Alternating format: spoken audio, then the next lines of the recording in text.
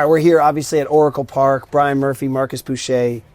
Happy to have Barry Bonds with us here. Barry, thanks for spending some time with us, man. Good to see you, man. Obviously, today's June 18th, and the reason we wanted to talk to you is 1 year ago today we lost Willie Mays. And it means a lot to all of us in the KNBR family, the Giants family, and obviously it means a lot to you. So I thought it'd be great if you could share with Giants fans, you know, some of your emotions today. You wake up, it's been a year since you lost your godfather. What are you thinking about today? I was thinking about today's game. I mean, my history with Willie goes back longer than just 1 year. You know, obviously I miss him because he was a huge part of my life ever since I was 4 years old, technically. Since my dad came up 67, 68, and I've been there with Willie my entire life. And 5 years old, he became my grandfather because he couldn't get rid of me, pretty much. And it's been a great journey with the both of us. He's taught me a lot, and he's been a big part of my career. You know, those of us who lose somebody in our lives, they think about him every day in some form. What ways do you think of Willie Mays almost every day or every week or whatever it is? When you I think of Willie and my father. I mean, my father's my dad. I mean, that's the person I think about more than anybody. You know, Willie's my godfather. But my dad I miss more than anything. And Willie was just the I don't know, the 50-50 of my father, right? Mm-hmm. So my father was here and Willie was here, and I had the best of both worlds. And so I miss them both. I miss them both in ways that I probably can't even explain on this camera, as much as I miss them. And yeah, I miss the teachings that Willie taught me on a day-to-day basis in the batting cage, sitting there hours and hours with me. Spring training, you know, I look forward to Willie coming out in spring training all the time because he was a big inspiration to all of us, just not myself, but to the whole organization, to the team. And, you know, to sit there and, you know, I reminisce thinking about, you know, in my position now, I think about, you know, what would Willie say to the guys? What was it he say? How would he act? What was his response to them? And try to just be another part of that legendary players that come through the Giants organization and do that. Yeah, obviously I miss Willie. It's hard, but you know, I have great memories more than I miss him. At your Wall of Fame ceremony here for the Giants, you were asked about your relationship with the fans, and you said, "I don't have fans, I have family." Right. So how's that Giants family been here for you this past year since the passing of Willie? Great. It's like really unbelievable. When you're raised here and you know, it's. I look in the stands and I see people I went to school with are, you know, now they're, you know, politicians here are chief of police now. And like, oh, we played baseball back in, you know, 8th grade and stuff. So it's a little bit different for me than, you know, some other players that come up through here. Than my whole life, my whole history's here. And half of the people I played Little League or Legion Ball with, or football or basketball or travel ball, and you know, I've come across during all-star games in high school and things like that. So it's hard to say the fans at home when this is my home. You know, it's like, this is my home. I could, if I played somewhere else, it's okay, how the fans are you there, but this is my home. These are my people. And that means more to me than anything. I'm interested in following up on your dad because Willie gets so much attention, but your dad was such an incredible player. Mm-hmm. And when you say you miss him every day, even baseball-wise, when you think about your dad, when you're out here helping people, just share for some of the people who didn't get to see Bobby Bonds play, what you learned from him as a baseball player. I learned that my father idolized Willie Mays. I learned that at a very young age. Willie was everything in our household. You know, if you want to see the best, you got to watch Willie. If you want to know this, you got to. And my dad emulated Willie a lot as far as the five-tool player, hitting for power, running bases, average, you know, and so forth and so on. And my dad was like, if you want to be a complete baseball player, that's the person you want to watch. And ever since I was a little boy, that's all I wanted to do was watch Willie, how he managed the field, how he dictated things, how, you know, I watch him walk out of the locker room when he wasn't playing. He'd walk all the way down, because back then they just had that little wooden booth where the pitcher sat in, and then you had the opening out, and McCovey used to hit all the balls out in the parking lot. And it was the players' parking lot at the time. And we used to just get all the balls and just throw them over the fence. I wish I would have kept most of them now. And I wouldn't even need to play baseball with how much they go for. And but with my father, it was Willie. And so our whole family, as far as baseball goes, was Willie Mays. And Willie McCovey. Obviously, Willie McCovey was there. Tito Fuentes, if you wanted to be an infielder, and Chris Spire. If you wanted to be an infielder, you had to be like Tito Fuentes and Chris Spire. You know, and none of us were pitchers, so, you know, it was really good for us in that aspect.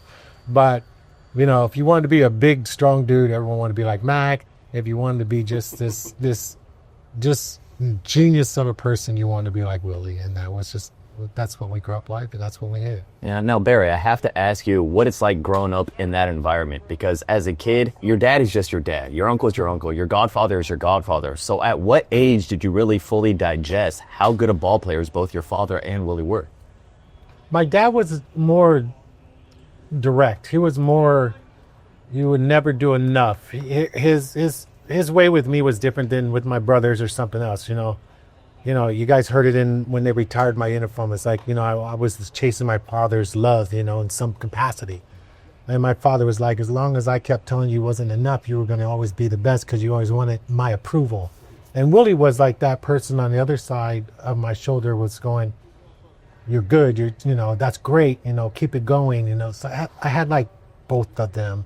Willie was always a pat on the back and loving. My dad was like, you can do more, you can do more. You know, you can do this, but I needed them both, and regardless throughout my career, I needed both of them.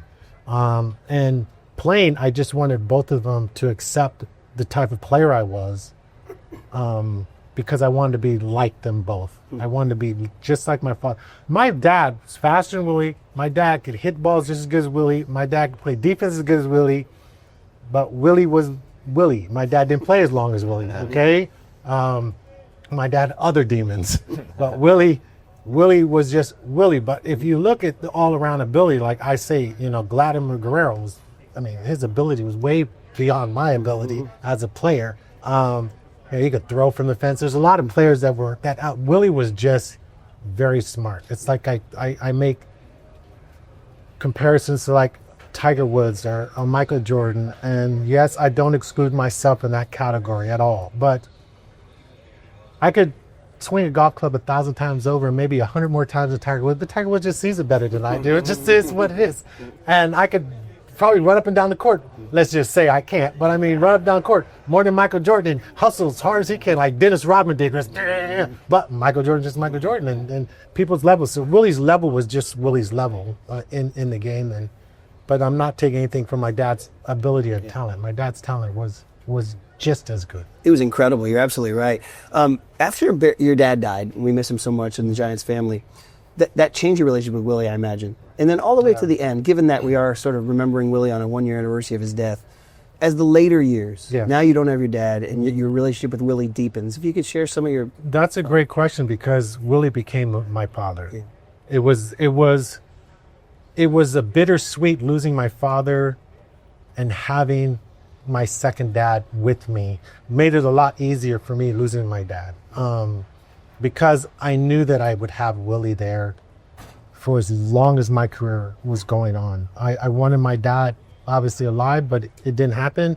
But I had the second half of that, and I don't know anybody who could say they had that in their lifetime. I don't know anyone who's that fortunate to be able to say, my dad was a great coach, great hitting coach, IQ off the chart. And Willie, to have the next best IQ off the chart was, it made it a lot easier, because Willie stepped up to that role for me. And he knew how much I missed my dad. He was my coach my whole life.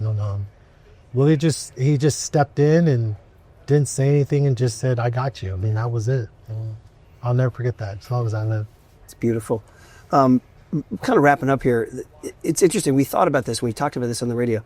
With those guys gone, do you see yourself as carrying the torch now? Are you taking the torch from Willie to be that giant? You talk that giant. It means something to be the Giants.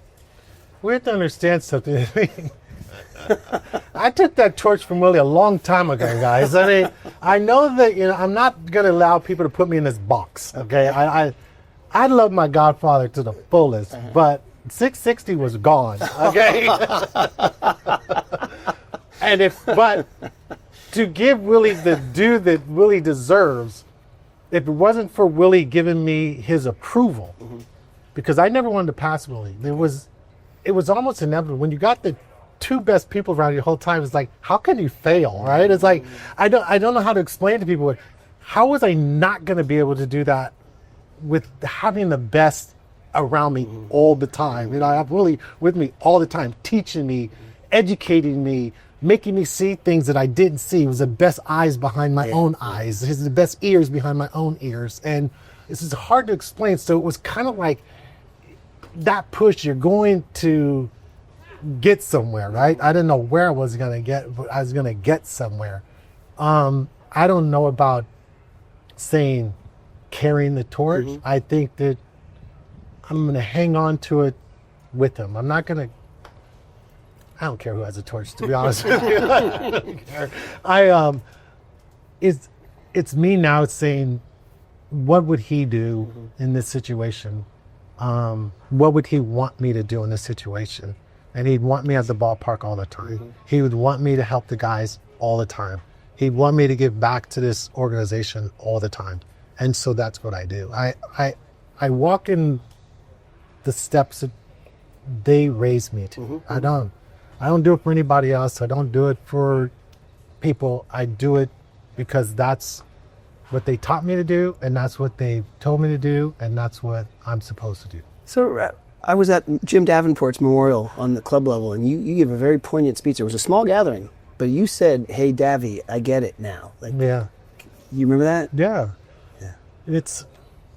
Baseball's changed a little bit, and not to get away from Willie's day, the game's changed a little bit, and it's too technical, and it's our duty as past players to pass on that education that the players need, and it's very important, and you have to touch it, feel it, smell it. And Dabby was really, really into the teachings of things. That's why my dad and Davenport were best of friends, and my dad and Davenport are buried right next to each other. My mom's gonna be way over here, and they go right next to each other. And it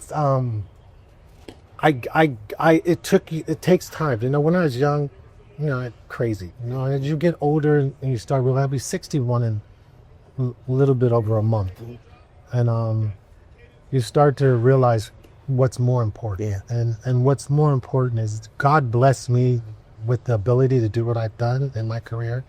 And like Willie and my father and Hank Aaron and Frank Robinson and, the Tony Gwynns, the Ozzie Smiths, Ricky Henderson. I mean, I can go on and on and on. That gave me that knowledge and gave me their love as a baseball player. It is my duty to give it back. Man, all right, wrapping it up then. 1 year ago, we lost Willie. Just right away, your favorite Willie story, memory, instant anecdote. When you think of Willie Mays right now, what do you think about? My godfather. That's it. I think of him as my godfather. Not Playing baseball, no, I don't. Hanging out in the back porch or something, I don't know. Watching a game? No, the people always say, I have maybe one thing of Willie's in my house. And it's a picture with Willie in my house. And everyone's like, God, he's your godfather. You don't have all this stuff. I said, the greatest gift that I ever got from my godfather was him saying, I will be your godfather. There's no greater gift I could ever have. I didn't want any of this stuff. I didn't care about any of this stuff. All I care about was, do you love me? And do you expect to accept me as a baseball player?